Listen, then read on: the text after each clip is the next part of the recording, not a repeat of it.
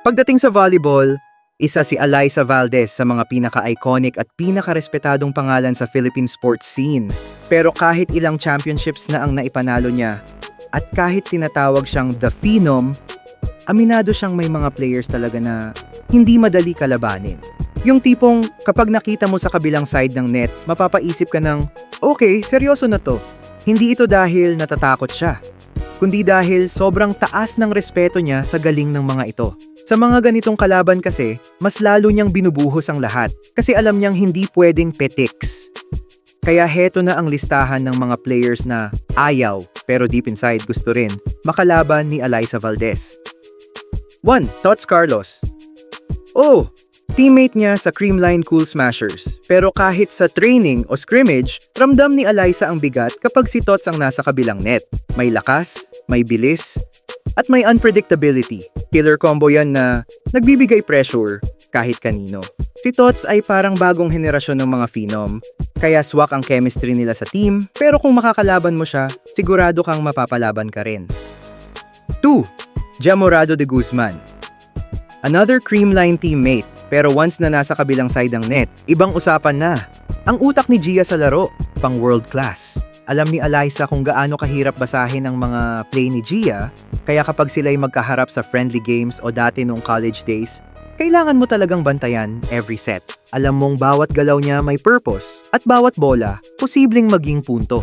Kaya kahit kaibigan at kakampi, si Gia ay isa sa mga ultimate challenges sa court. 3. Mylene Paat.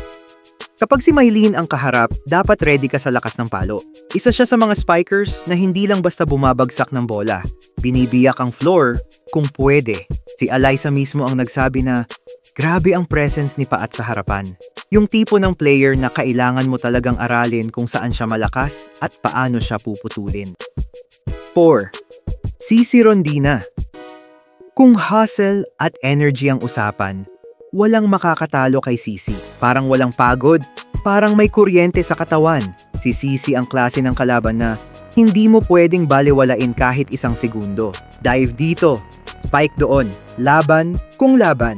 Kaya naman si Alyssa, gustong-gusto ang ganitong challenge kasi pareho silang may fighting spirit.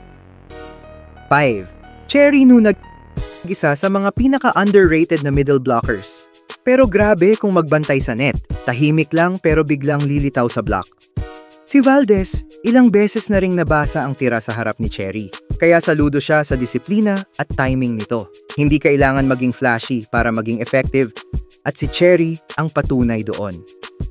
Para kay Alyssa Valdez, ang mga ganitong players ang nagpapaalala kung bakit niya mahal ang laro. Hindi dahil sa trophy, kundi sa bawat intense rally, sa bawat hamon, at sa bawat taong ginagalingan din para makaharap siya.